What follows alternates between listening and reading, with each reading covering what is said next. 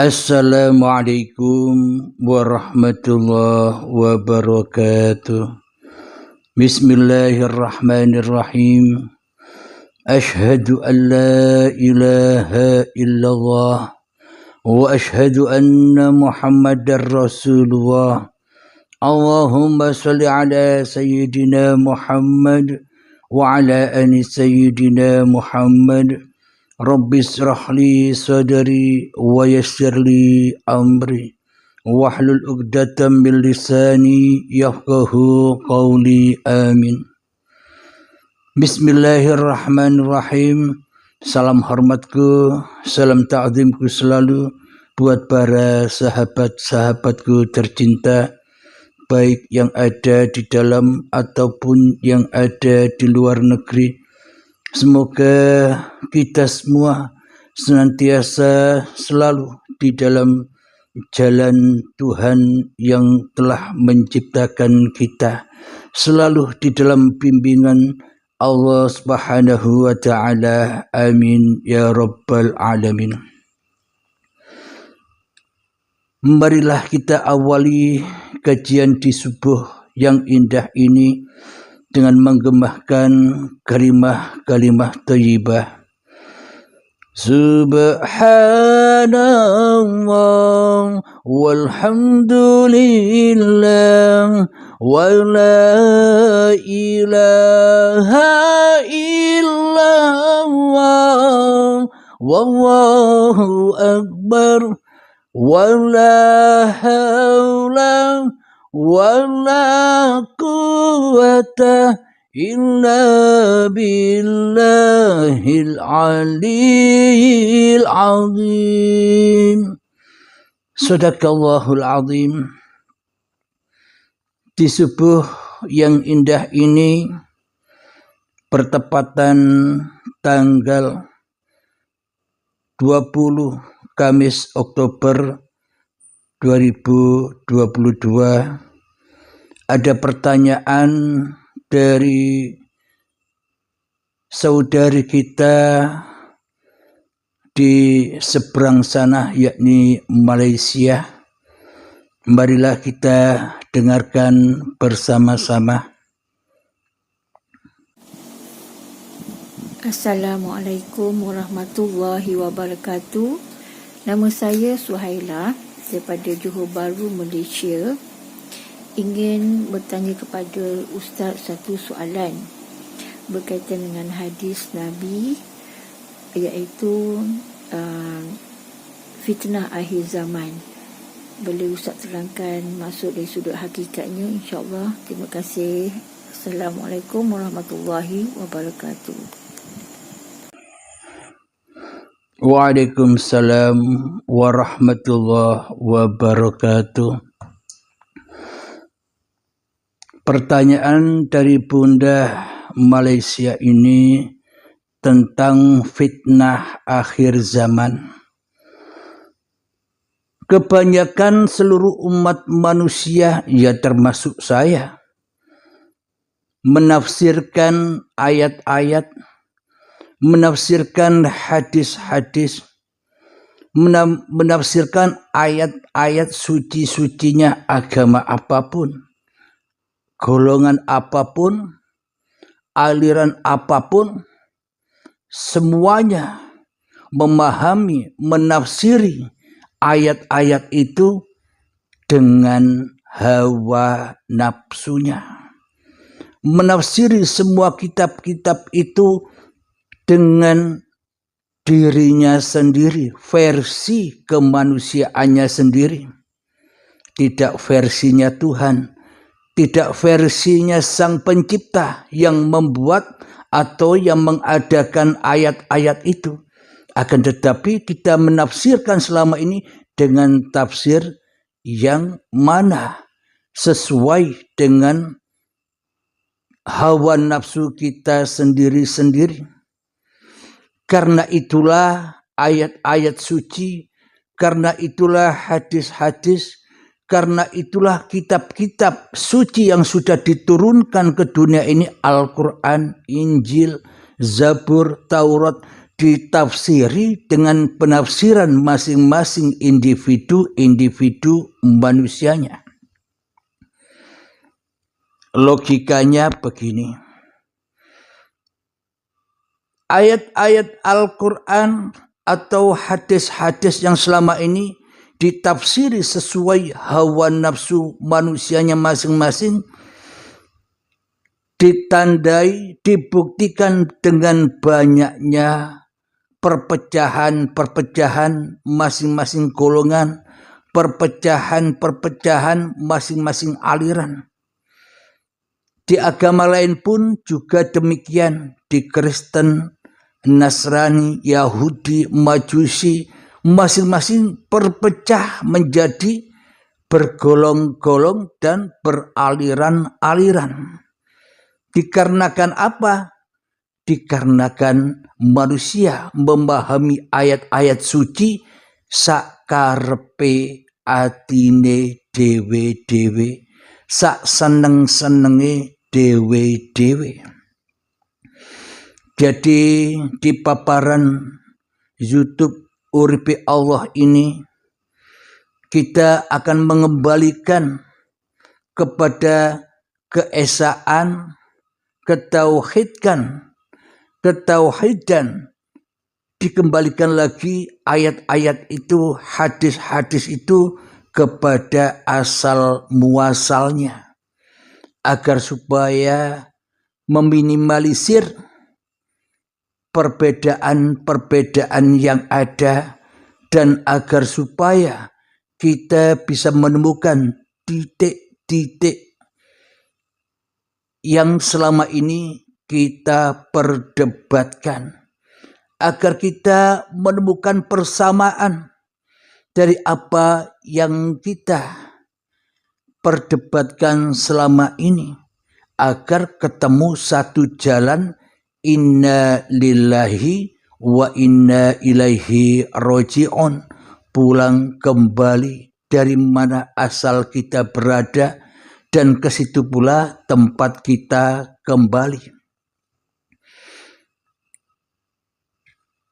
Alhamdulillahirabbil alamin. Mengenai fitnah akhir zaman, saya kutipkan di dalam hadisnya, Bismillahirrahmanirrahim.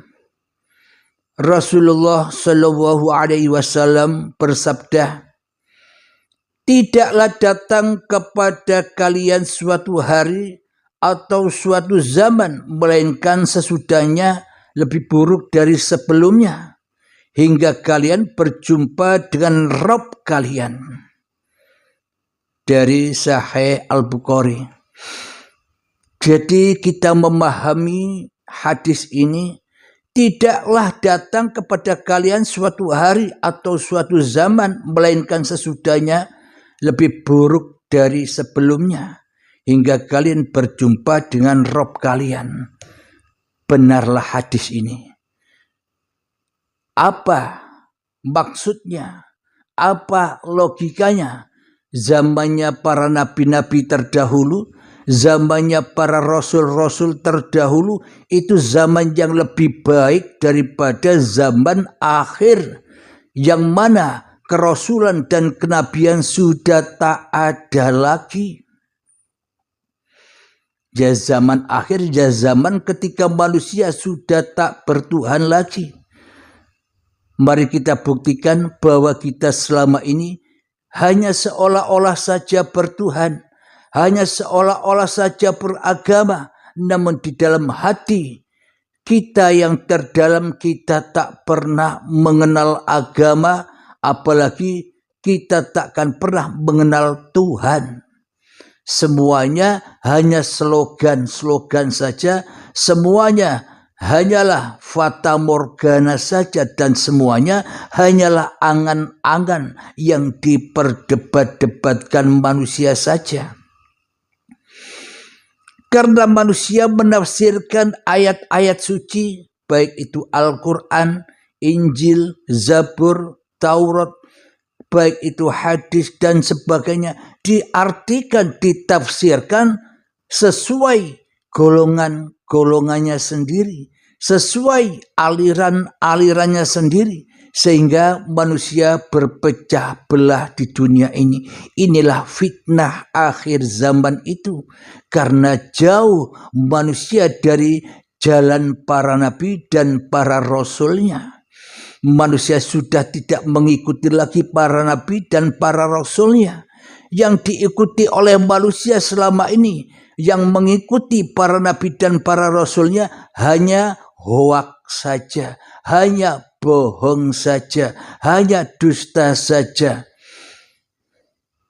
Ternyata di dalam hati kita tak pernah mengikuti jalannya para nabi, tak pernah mengikuti jalannya para rasul.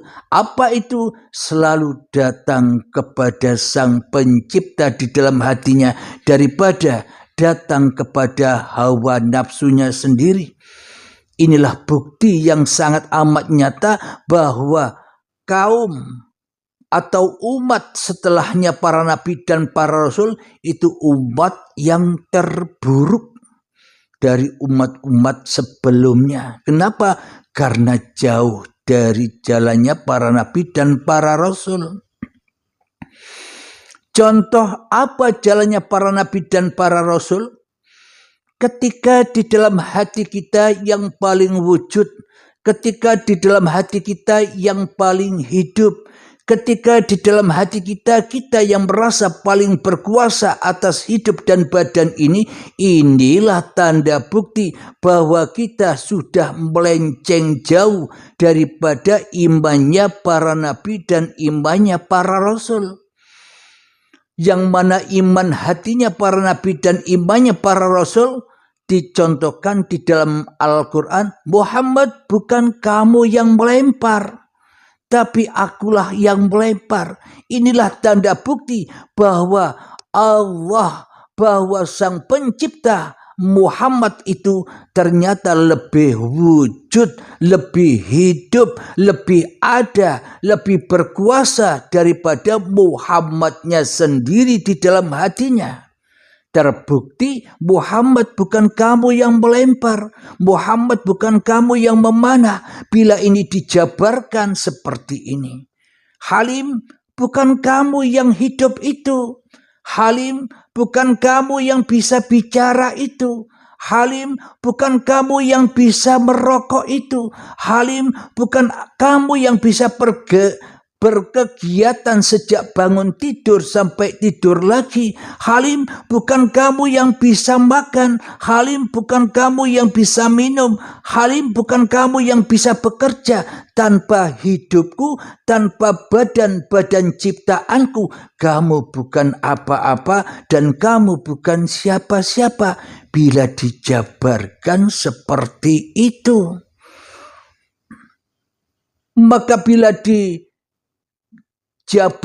kita akan ketemu dengan kitab suci yang ada pada setiap diri manusia, yakni kitabnya manusia, yakni gaib.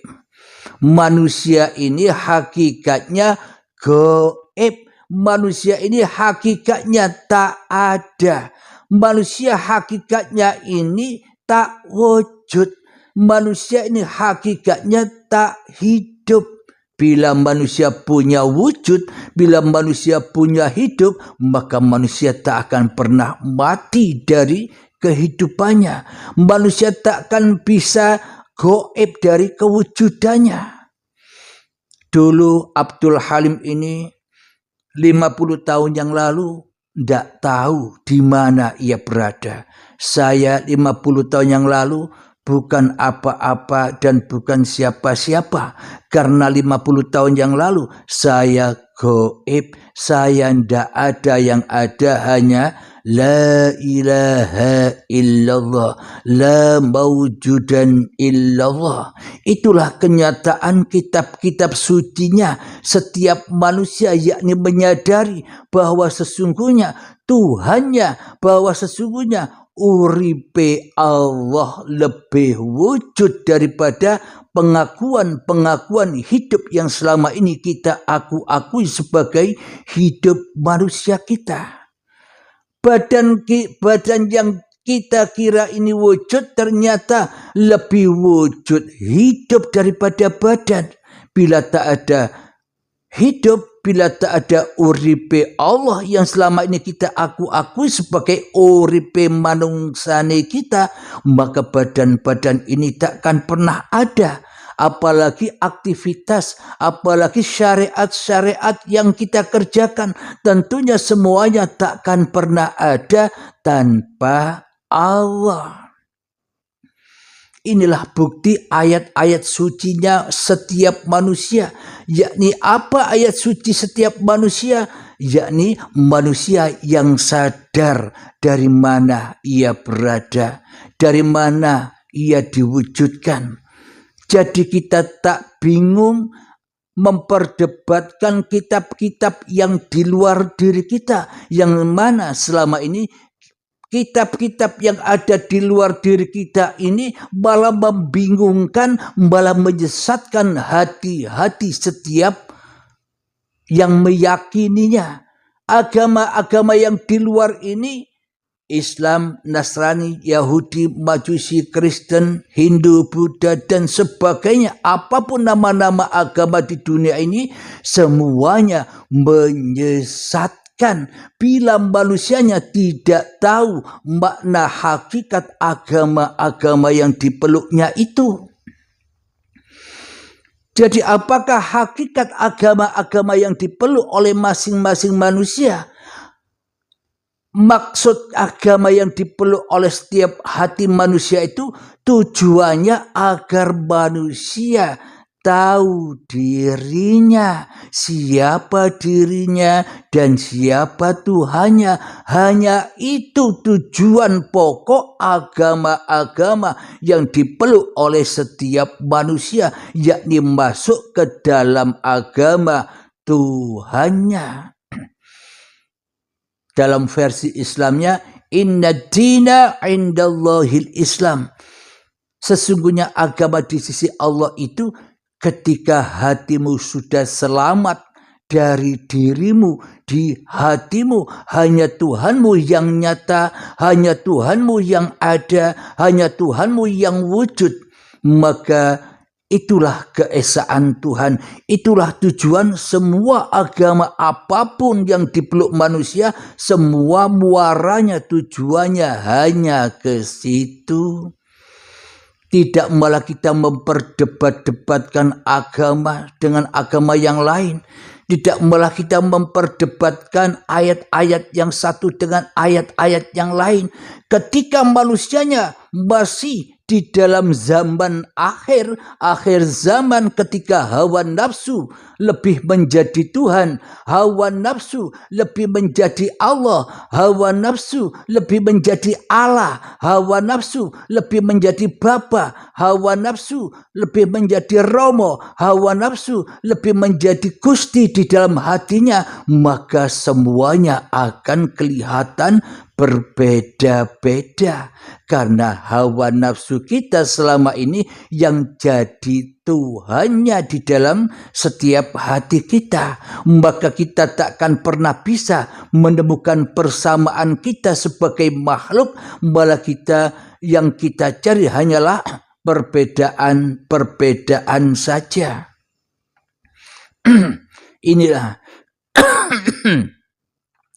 Inilah yang saya maksud tadi, selama manusia masih berdiri di dalam agama-agamanya masing-masing, selama manusianya masih meyakini hawa nafsunya yang lebih wujud daripada wujud Tuhan yang telah menciptakan hawa nafsunya, maka selamanya ia tersesat.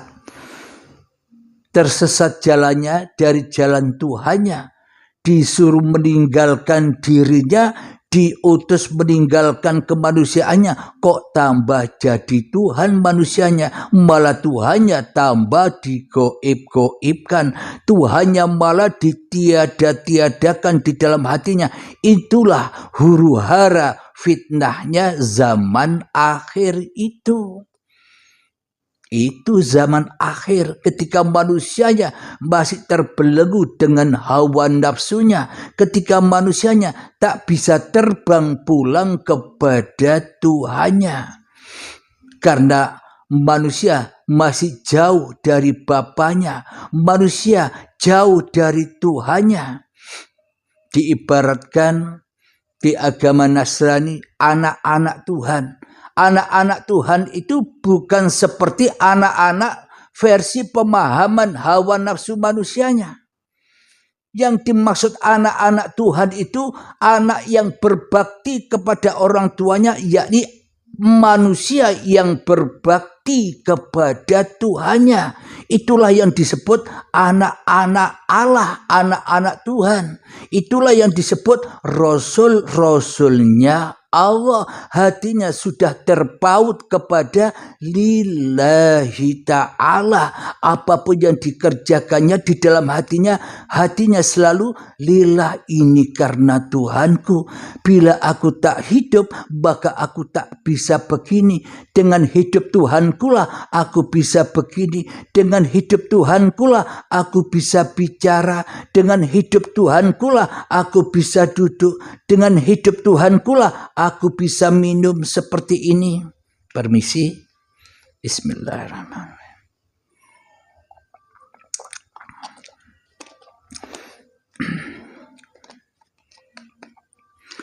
Jadi bila hidup sudah dipasrahkan kembali, jadi bila badan sudah dipasrahkan kembali, jadi bila semua apapun yang beraktivitas di dalam antara hidup dan badan ini sudah kembali semuanya bahwa ini hanyalah milik Sang Pencipta, lillahi ta'ala, itulah yang disebut para nabi atau para rasul-rasulnya Allah. Maka dari itu ayat-ayat suci Al-Quran, Injil, Zabur, Taurat semua menerangkan perjalanan-perjalanan para nabi-nabinya. Supaya apa? Supaya manusia bisa mengikuti jalan nabi-nabinya. Supaya manusia bisa mengikuti jalan para rasul-rasulnya. Apanya yang diikuti? Hatinya yang diikuti, imannya yang diikuti, maka bangkitlah kerasulan yang ada di dalam setiap dada manusia untuk menghela, untuk menepis, untuk mengalahkan fitnah akhir zaman, untuk mengalahkan dajjal-dajjal, Ya'juj wa Ma'juj, iblis, setan, jin yang ada di dalam setiap dada manusia, agar kita bisa mengalahkan itu semua sehingga selamatlah hati kita terbang bebas, enjoy saja, kembali ke rahmat Tuhannya, kembali kepada Sang Penciptanya. Itulah tujuan para nabi dan rasul diciptakan, agar manusia sama-sama mengikuti jalannya. Bukan jalan perbedaan syariat-syariatnya, bukan jalan perbedaan hukum-hukumnya, yang diikuti hatinya. Bersamaannya jatuhnya, ahadnya, esanya para nabi dan para rasul itu ketika ia kembali kepada Allahnya, kembali kepada Allahnya, kembali kepada Bapanya, kembali kepada Romonya, kembali kepada Gustinya, kembali kepada Sang Hyang Widinya. Di dalam hatinya yang ada hanyalah Tuhan yang menciptakan dirinya. Itulah persamaan seluruh manusia. Inna lillahi wa inna ilaihi raji'un. Datang dari Tuhan dan kembali kepada Tuhan. Inilah agama-agama yang pasti dipeluk oleh setiap manusia nanti di akhir zaman kehidupan masing-masing manusianya. Ketika manusianya di dunia ini tidak mencari jalan Tuhan, ya pasti ketemu baiat paksa, baiat kubroh, dipisahkan secara paksa dan siksa saat sakaratul maut, saat manusia dipaksa meninggalkan harta-hartanya, dipaksa meninggalkan pangkat-pangkatnya, dipaksa meninggalkan jabatan-jabatannya, dipaksa meninggalkan harta-hartanya, dipaksa meninggalkan ilmu-ilmunya, dipaksa meninggalkan amal-amalnya, dipaksa meninggalkan anak istrinya, bahkan dipaksa dengan paksa azab yang pedih, dipaksa berpisah meninggalkan hidup dan badannya yang selama ini diagung-agungkannya, hidup badannya yang selama ini diaku-akui sebagai milik manusianya pun juga wajib ditinggal. Akhirnya ketemu dengan Tuhannya ketika manusianya sudah terbaiat, baik baiat paksa atau baiat yang sukarela ketika ia masih hidup di dunia ini, maka setelah dibaiat paksa, dipisahkan di dalam jalan syakaratul maut, maka setelah itu dibungkus kain putih, yakni sudah suci kembali. Kenapa? Manusia yang sudah meninggal itu tidak bisa ngaku-ngaku lagi, aku Abdul Halim. Ketika aku sudah jadi mayat, aku tidak bisa ngaku lagi, aku Abdul Halim. Ketika aku sudah jadi batang, aku tidak bisa ngaku-ngakui lagi, ini badanku, ini ibadahku, ini sholatku, ini kebaikanku. Tak bisa ngaku apa-apa lagi. Itulah yang dimaksud kesucian Tuhan. Ketika hanya Tuhan yang wujud, ketika hanya Tuhan yang ada, ketika hanya Tuhan yang hidup, yang selama ini selalu meliputi seluruh umat manusia.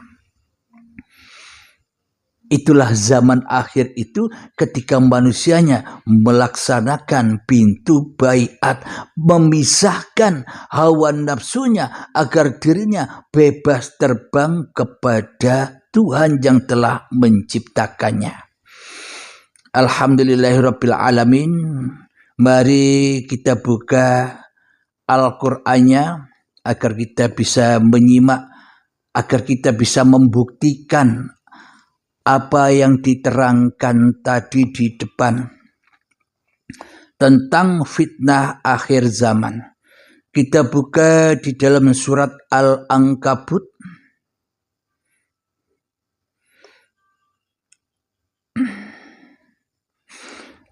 A'udzu billahi minasyaitonir rajim. Bismillahirrahmanirrahim.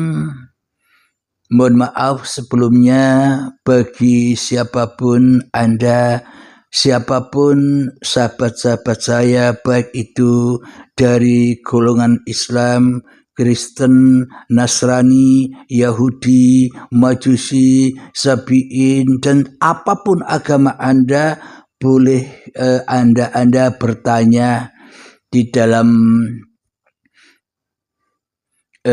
channel Uripe Allah. Bisa dilihat di situ ada nomor teleponnya, telepon WA-nya. Bisa Anda kirimkan video-video pertanyaan Anda tentang kitab-kitab yang Anda yakini kesuciannya, agar kita bisa menemukan arti pemaknaan yang sama, yakni kita cari persamaannya dan kita tidak mencari perbedaan-perbedaannya. Pasti semua atau hadis, Al-Quran, Injil, Zabur, Taurat, semuanya pasti sinkron. Sinkron ayat-ayat sucinya Tuhan, Sang Pencipta, Sang Pengada, Sang Pewujud diri kita. Karena kita selama ini selalu membela hawa nafsu kita sendiri, sehingga ayat-ayat suci, sehingga hadis-hadis itu dimaknai, ditafsiri sesuai kepentingan-kepentingan masing-masing diri manusianya. Karena itulah tidak akan pernah menemukan persamaannya, yang dicari hanyalah perbedaan-perbedaannya. Maka hadirnya di paparan Uripe Allah channel ini di YouTube ini guna untuk menyempurnakan kembali ayat-ayat suci yang selama ini telah ternajisi oleh hati-hati manusia, telah ditafsiri oleh setiap jiwa-jiwa manusia sehingga berpecah belah manusia. di dunia ini sehingga saling gontok-gontokan, tak ada bahagianya hidup di dunia ini, yang ada hanya peran, kebanggaan, kesombongan hawa nafsunya sendiri-sendiri atas apa yang diyakininya. Padahal yang diyakininya bukan Tuhan, tapi yang diyakininya selama ini hanya Tuhan, hawa nafsunya dewe-dewe. Alhamdulillahirabbil alamin. Di dalam surat Al-Ankabut, Bismillahirrahmanirrahim. Alif Lam Mim. Ahasiban nasu ayyutraku ayyaqulu amanna wa hum la yuftanun. Yang artinya Alif Lam Mim. Apakah manusia mengira bahwa mereka akan dibiarkan hanya dengan mengatakan kami telah beriman dan mereka tidak diuji? Kebanyakan kita selama ini ngaku-ngaku beriman kepada Tuhan, tapi di dalam hati kita Tuhannya gaib, Tuhannya ndak ada, Tuhannya tak wujud, tak hadir di dalam hati kita. Yang ada, yang wujud di dalam hati kita hanyalah manusianya sendiri, hanyalah hawa nafsunya sendiri.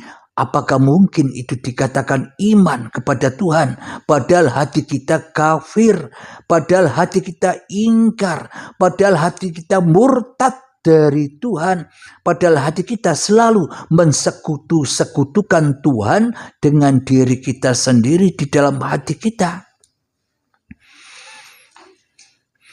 وَلَقَدْ فَتَنَّا الَّذِينَ مِنْ قَبْلِهِمْ فَلَيَعْلَمَنَّ اللَّهُ الَّذِينَ صَدَقُوا وَلَيَعْلَمَنَّ الْكَاذِبِينَ.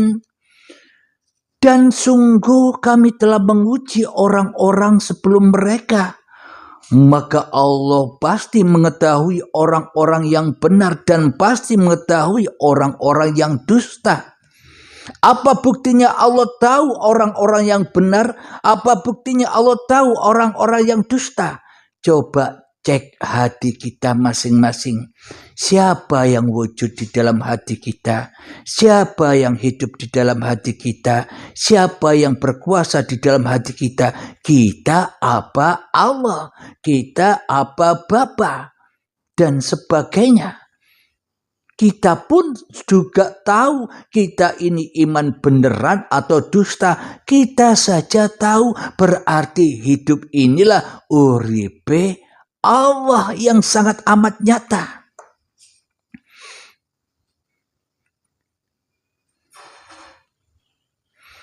Ayat yang selanjutnya, Am hasibal ladzina ya'maluna as-sayyi'ati an yasbiquna sa'a ma yahkumun. Artinya, ataukah orang-orang yang mengerjakan kejahatan itu mengira bahwa mereka akan luput dari azab kami? Sangatlah buruk apa yang mereka tetapkan itu. Apa maknanya? Kita selalu ada di dalam kejahatan, menjahati Tuhan. Apa itu? Kita murtad dari Tuhan selama ini, kita putus dari Tuhan selama ini, kita jauh dari Tuhan selama ini. Kenapa? Yang kita pertuhankan di dalam dada kita hanyalah diri kita sendiri, hanyalah hawa nafsu kita sendiri. Itulah kejahatan-kejahatan yang selama ini tidak pernah kita sadari. Maka itulah azab yang pedih, maka itulah fitnah-fitnah akhir zaman itu, ketika manusianya belum sadar kembali kepada Tuhannya. Ayat yang selanjutnya, Man kana yarju liqa'a Allahi fa inna ajalallahi la'at wa huwas sami'ul alim. Barang siapa mengharap pertemuan dengan Allah, maka sesungguhnya waktu yang dijanjikan Allah pasti datang. Entah itu lewat pintu baiat, ikut bimbingan baiat, entah itu lewat baiatul akbar, ketika manusianya dipaksa, diazab untuk membaiat, untuk memutuskan semua hal-hal yang diaku-akuinya, yang begitu dahsyat siksanya, yang begitu dahsyat azabnya. Tidak ada siksa dan azab kecuali ketika manusianya masih memperebutkan kekuasaan Tuhannya daripada Tuhannya di dalam hatinya, maka itulah azab yang pedih, dosa yang terbesar di dalam benak setiap hati manusia. Barang siapa mengharap pertemuan dengan Allah, maka sesungguhnya waktu yang dijanjikan Allah pasti datang, dan Dia yang maha mendengar, maha mengetahui. Alhamdulillahirabbil alamin. Inilah bukti-bukti ayatnya tentang akhir zaman itu. Semoga saya pribadi dan semoga kita semua umat manusia menyadari dari mana ia datang dan kemana ia harus kembali. Amin ya rabbal alamin. Akhir kalam. Assalamualaikum warahmatullahi wabarakatuh.